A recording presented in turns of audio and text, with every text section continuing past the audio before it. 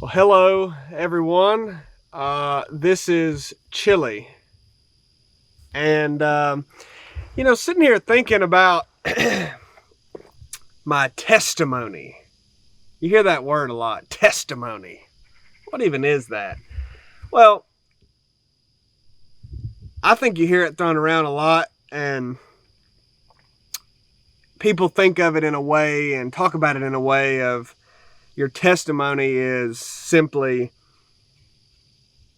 the moment or the moments leading up to you accepting Jesus into your heart, and kind of what that short window of time looked like, that process. And a lot of times people will go into their whole life leading up to that point and kind of what led them there, but it often seems to stop at that point.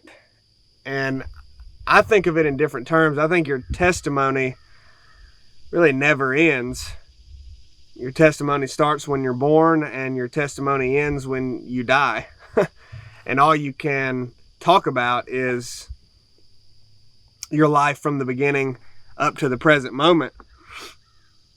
But just because I was saved a long time ago, or you may have been as well, I don't think that's the end of your testimony, and I don't think that's the end of even you working out your salvation. That's kind of the terms and the perspective that I have to look at it from. Is, I had a moment or several moments throughout my life that were really pivotal, but even now, on a daily basis, it's like a process of working out my salvation. So that's kind of the way I'm going to talk about my life, and with that in mind.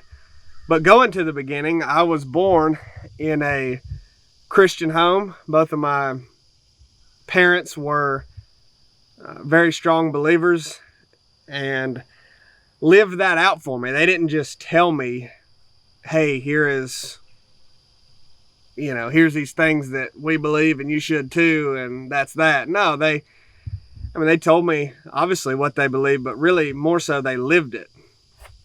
It was who they were. It's who they are, not just something that they talked about and preached to me or preached to other people. So I couldn't have had a better example.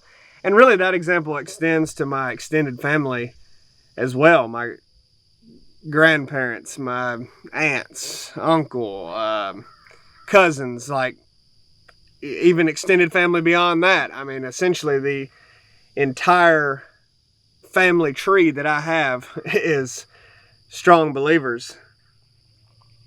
And as a result of my parents being that way, the friends that they were around, and then the friends that I was around, and growing up and going to church on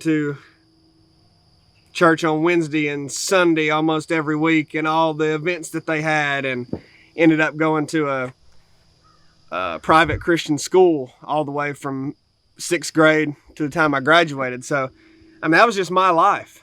And really, when you look back now in hindsight, when I was saved at 6 years old, feels like I was a Christian since the time I was born. Obviously, that's not true, right? But I've just never known anything different. But I remember when I was about 6 years old, I've always been a really curious person and question everything. And I remember I was having conversations with my parents about questions that I had, and, well, why did God do this? Or why is this way? Or all kinds of things. And I just remember pretty clearly thinking, or having the question, I should say, well, how do we know that this is true? Right? Like, how do we know anything, basically? It's kind of the same questions that the way that I ask questions now, I was doing it then. And I just remember thinking it through and having conversations with my parents, and it seemed clear to me, right? That's what I believed. And I remember the feeling that I had wanting to do right and wanting to give my life to Jesus and being so thankful that he had saved me. So I would say I really did believe at that age, but I do think now that I had a lack of, I don't think I fully grasped the whole picture, right? I don't think I grasped why I really needed a Savior. And I'm not saying that I didn't really believe then, but I don't think I grasped the whole picture. So as life went on, I continued in that same environment in the Christian school. And as I got later in high school, I really started to question those things again on a deeper level, kind of maybe had been all along to some degree, but not really, right? I just kind of went along with my life and grew up, and that's just what it was. But then at a later point in high school, really started to question, well, why do I believe what I believe? And, well, I say I believe this, but then this doesn't make sense, or I'm not sure about this. If I think this, then how does this work? And all that kind of thing, right? You sort of have a moment where you go, man, can I even defend what I say I believe? I don't think that's a good thing if you can't defend it. You really have to question what you say you believe then. So that set out a process that was a pretty dark time in my life. I had some other things going on at that time that were really difficult, and I didn't deal with it well. I got mad at God, and I really got frustrated with the things that I couldn't understand, or that I couldn't know, or that I didn't have answers to. And like I said, it made me angry, but it also just made me sad that I found myself in a position where I didn't have the faith that I felt like I had, or that I did have when I was younger, and I desperately wanted that back. And really, over time, I began to answer some of those questions, or find answers that I was looking for to some of the questions that I was having and the things I was confused about. And some I still haven't. I don't think we will ever have the answers to everything. But in the process of going through all that, and really, kind of the paradigm shift of realizing, man, I don't have a defense for why I believe what I believe, and looking for that, I ended up having to just break it down to the very beginning. And what that looks like is, okay, is God even real? Just flat out.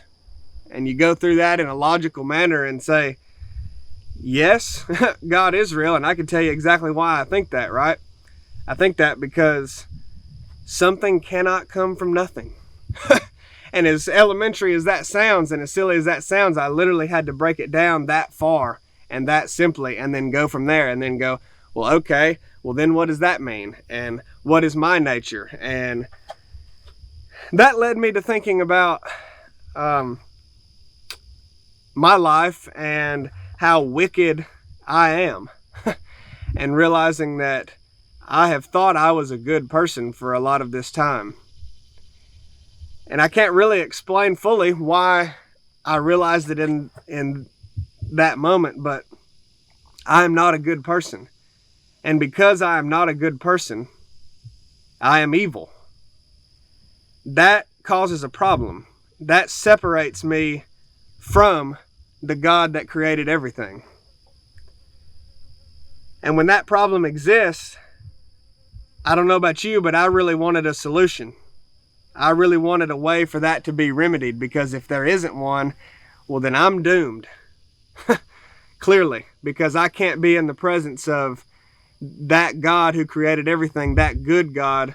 He won't have anything to do with me in the state that I'm in. So that is essentially a true recognition of the need that you have for a Savior, in my opinion. Realizing that you are hopeless. You are eternally separated from God unless there is a way made for you to be reconciled and redeemed. Well, then the question becomes, is there a way? And what is that way? Well, still have lots of questions, and I want to be really open about that, because I don't think a lot of times when people give their testimonies, they talk about the struggles that they still have. And maybe some people don't have these struggles, and that's great, but I do. And I think a lot of other people do too. So I want to be open about that and not paint this picture that I have this great, big, huge, strong measure of faith and I never question anything and I never have doubts, because I do. But when investigating that question of, is there a way? And if so, what is it?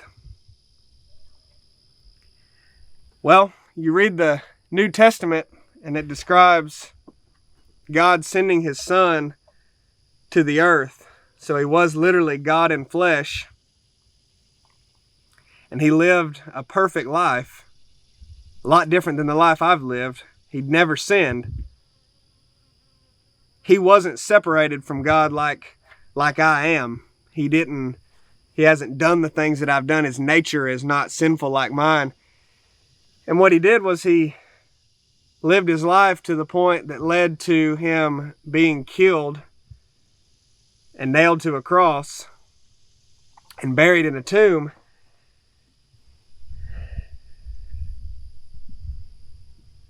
And a lot of people stop this story right here and they think that the death and burial of Jesus alone is exactly what did any good work. And really, I think the power in what happened more so lies in the fact that when his physical body died, Jesus' spirit literally took on the punishment of hell and overcame it and came back out of the depths of hell after taking the punishment that I and we all deserve. And his physical body was resurrected and he indwelled it again and lived on the earth and then ascended to heaven. See, Jesus' physical death, in my opinion, didn't really remedy the problem. That didn't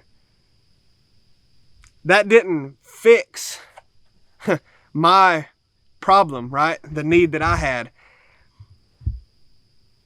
The sin that I have in my life separates me from God, and the punishment that I am to be given for that is hell. It's eternal separation from God, right?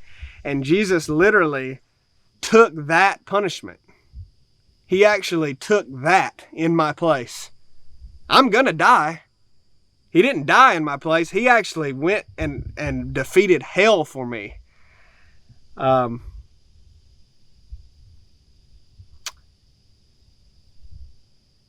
So now, like I said, I still struggle, still question things. I still wonder, well, how does this work? And how do we know this to be true? But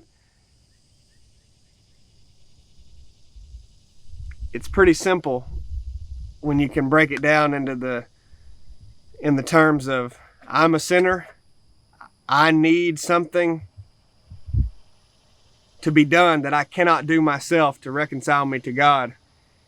And God sent his son to make a way for that. And he gave that to me.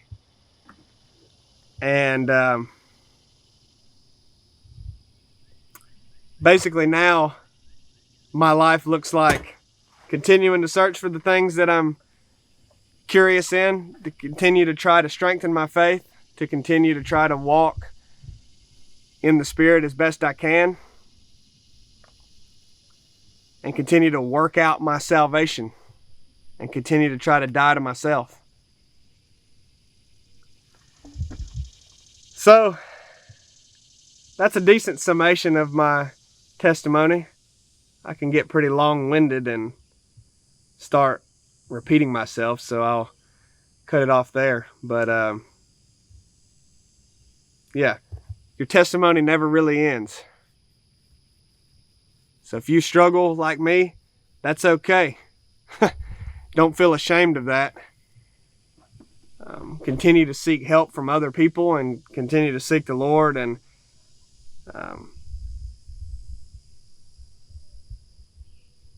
grow closer to Him. That's all I've got to say.